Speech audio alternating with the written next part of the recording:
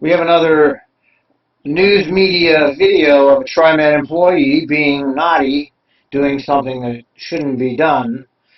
This particular video chastises a road supervisor for parking in a handicapped parking spot, and there's nobody parked in the parking lot. Just the entire parking lot is virtually empty, and this road supervisor parked in the handicapped spot.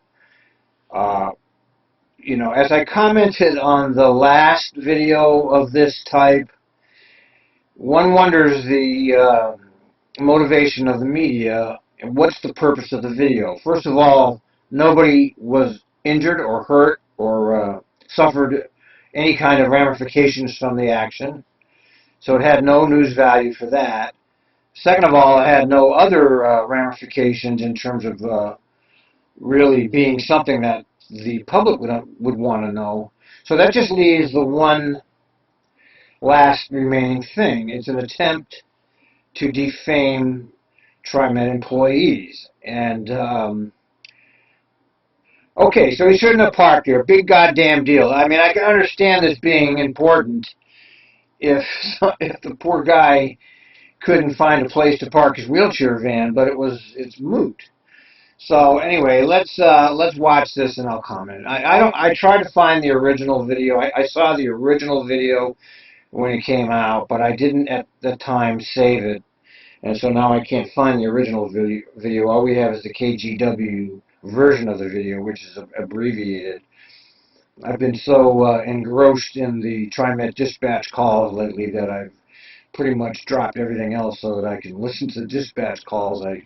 It's like Game of Thrones every day, so I'm like totally focused on that, and I've kind of not done anything else when it comes to Trimet material other than the dispatch. So I've lost the original video on this, and I can't find anybody that can locate it either. So we'll just have to go with the KGW video. That a supervisor parked where Trimet employee parked in a handicapped accessible spot. Then he's confronted by a man in a motorized wheelchair. KGW's Kylie Bo. So I hope you noticed immediately that the entire parking lot is empty. There's nobody there in the parking lot. Okay, there's nobody parking their cars. So you immediately have to wonder, well, why is this a thing? There's nobody there, for crying out loud. She is live in Wilsonville with that video. Kyle. Tracy, the video speaks for itself, and so does the law. Able-bodied public employees like that Trimet employee are not allowed to park in these handicap-accessible spots. Yes, the law is the law is the law is the law, and you must always adhere to the law, no matter how absurd or ridiculous it is at that moment. The law is the law, and yes, and yes, and yes.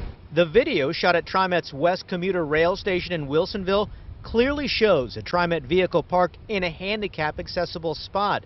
Dan Payton shot the video earlier this week and confronted the road supervisor. It just doesn't seem weird that you guys enforce the rules, but you're still parked in a disabled spot. Sir, if these... Okay, so the gentleman that brought this video forward is in a wheelchair, so he's understandably sensitive to these issues, and that's certainly understandable. However, it's kind of absurd when there's nobody in the parking lot to be making a deal about this. And I really have to wonder what is the motivation for the news media to carry this, because this has zero actual news value. If we're actually full, I would not park here. The unidentified Trimet supervisor tried to explain there were plenty of disabled spots still available. Payton argues it's a matter of principle. When somebody sees somebody in a position of authority parking like that, in their mind, whether consciously or not, they think, oh, well, maybe it's okay.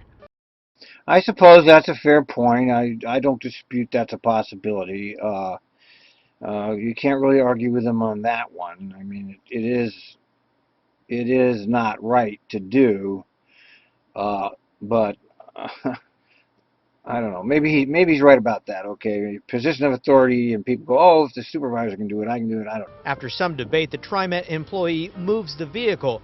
The video shows plenty of public spaces available nearby. To me, the appropriate response would be, "Oh, sorry, let me move." But it was not only pushback, but a continual arguing. And then finally, he just seemed like he was annoyed with me enough that he was going to move his car just to shut me up.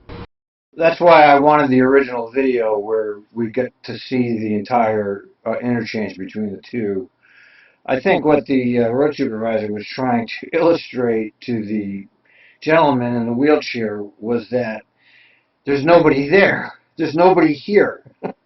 And, you know, the man in the wheelchair is being somewhat unreasonable about it. His point is well taken. It's not exactly reasonable because there's nobody there, or there's nobody wanting any spots, okay?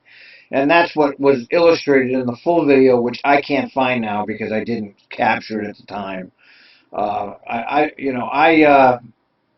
I'm not convinced that the man in the wheelchair is all that genuine, but I do give him definite credit for being sensitive to the issue, especially if there had been other cars parked there. I could really see this.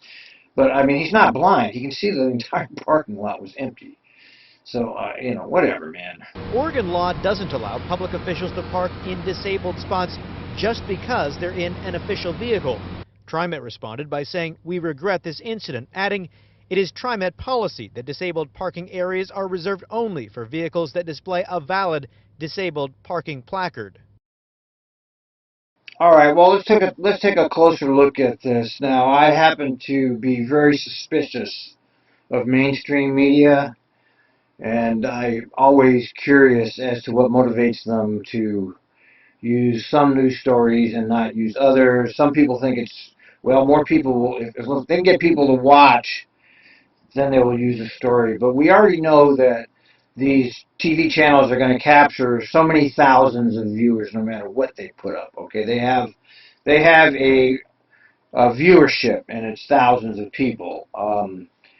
Now, I would further say that we've just come off of one of the most incredibly horrible management failures in Trimet history, and I'm talking about the IT department's failure to keep the Trimet network in good shape during the heat wave.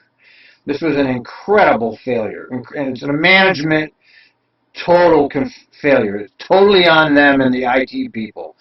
This has nothing to do with union employees. It has nothing to do with drivers. It's a total management failure. Now, have we seen even one story about it to the point where they're pointing any fingers at any managers? Not even one. And there were tens of thousands of people that suffered at the hands of this management snafu. But here we have one road supervisor who parked his car illegally, and this is in the news. So this is my theory, and you can laugh. Everybody says Al's crazy, but I think they used it as a distraction. They used this story to distract off the management incompetence with the network failure that caused incredible suffering for tens of thousands of riders. They put this story up as a distraction to take the public's mind off of that onto this. And I know that that's how the mainstream media works. And I know that the mainstream media is in Trimet's pocket. That's my theory.